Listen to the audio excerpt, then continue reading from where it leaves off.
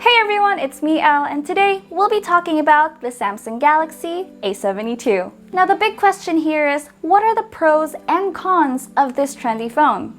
Is the A72 a great premium mid-range unit from Samsung?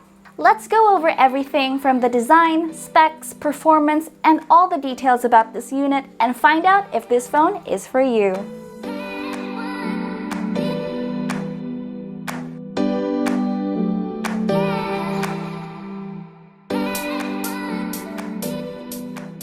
Let's start off with the unboxing. As you guys can see, the box itself is pretty straightforward.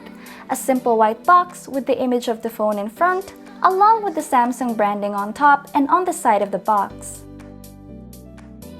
It also includes the usual documentation and SIM ejector pin, which are very important. So dapat ingatan natin to guys, even though we may not read it, let's set it aside for now. Of course it has the phone, that's why we're here. But we'll get to that in a bit.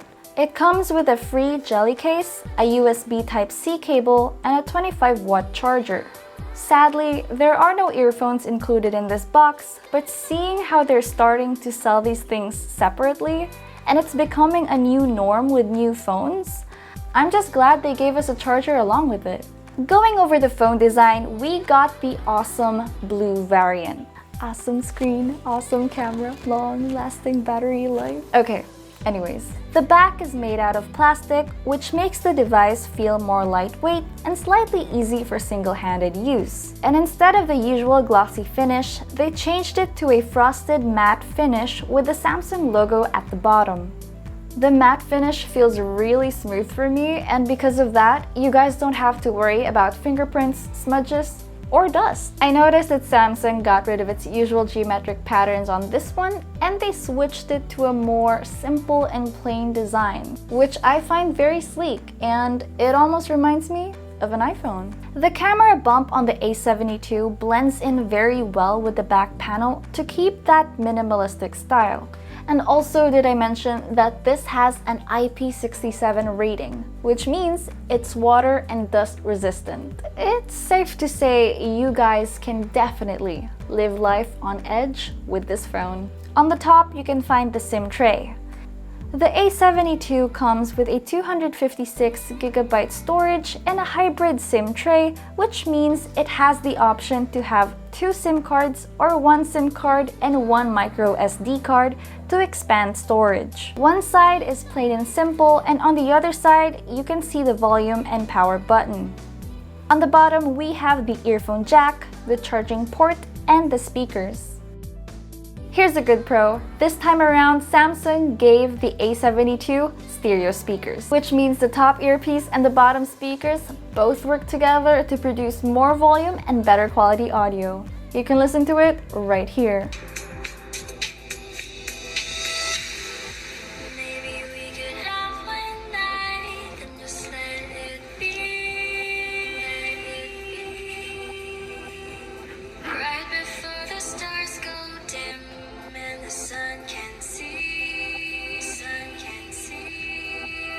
Now let's talk about display. The A72 has a 6.7-inch Full HD Super AMOLED Infinity O display where you can really enjoy watching Netflix and high-quality videos in the best colors and sharpness. The display can go ample bright, so you don't have to worry about the brightness even outdoors. But given our country's current situation, please stay indoors and please stay safe, everyone. With a 90Hz refresh rate, it makes the touch and scroll experience really smooth. And it also comes with an accurate in-display fingerprint scanner. However, I did mention that there are no earphones in this box, so that's quite a bummer because those are more additional expenses that you have to deal with. For the camera, the Galaxy A72 has a 64-megapixel main camera that has an OIS, or an optical image stabilizer, which is great for stable video recording even at 4K.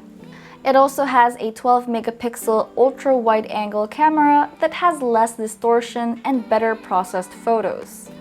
It also has a 5-megapixel macro camera, and the 8-megapixel telephoto camera is a useful upgrade on the A72. On the front, it has the 32 megapixel selfie camera that produces natural-looking selfies without the overprocessed look. Let's talk about performance. The A72 runs on a Snapdragon 720G processor and 8GB of RAM. The One UI 3.1 based off Android 11 works very smoothly with these specs. Now on daily use, it runs smoothly and I didn't experience any lag. However, when I played Genshin, which is a graphics-heavy game, that's when things started to get stingy and the frame drops were very noticeable. But it eventually smoothened out when I tweaked the settings a bit. So I do suggest playing in lower settings for smooth and lag-free gameplay. Do you play Genshin as well? Who's your favorite Genshin character? Comment them down below. Going back, the A72 is a 4G LTE variant, which can be a bummer for its price, considering you can buy a 5G smartphone for the Galaxy A72's asking price.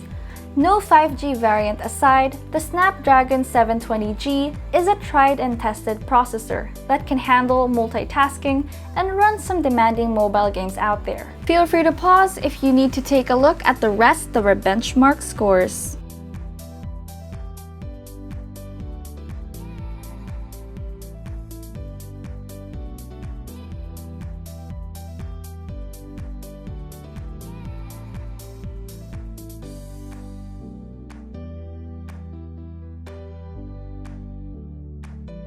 For the battery, the Galaxy A72 packs a bigger 5000 mAh battery and a 25-watt wired charger. Our PC Mark battery test showed a battery life of 16.5 hours, which is pretty decent considering its size. It's very thin. The battery result shows that we have 1.5 days of battery life with moderate usage, which means you can enjoy long hours of Netflix and viewing content with its great display without the worry of charging your phone. So there you go! The Samsung Galaxy A72 has an awesome screen, awesome camera, and long-lasting battery life. It might be a little pricey based on specs on the paper, but keep in mind that you are getting Samsung's quality and consistency. The Samsung Galaxy A72 is priced at $23,990 and can be purchased at Samsung's official Lazada store or at their e-commerce shop. Based on the pros and cons, what do you guys think about this phone? Comment them down below and share your thoughts. Do check out Unbox.ph for the full review of the Samsung Galaxy A72. Don't forget to like, comment, share, and subscribe. Remember, at 250k subs, we're giving away a free phone. Till then, it's me, Elle, and I'll see you guys next time.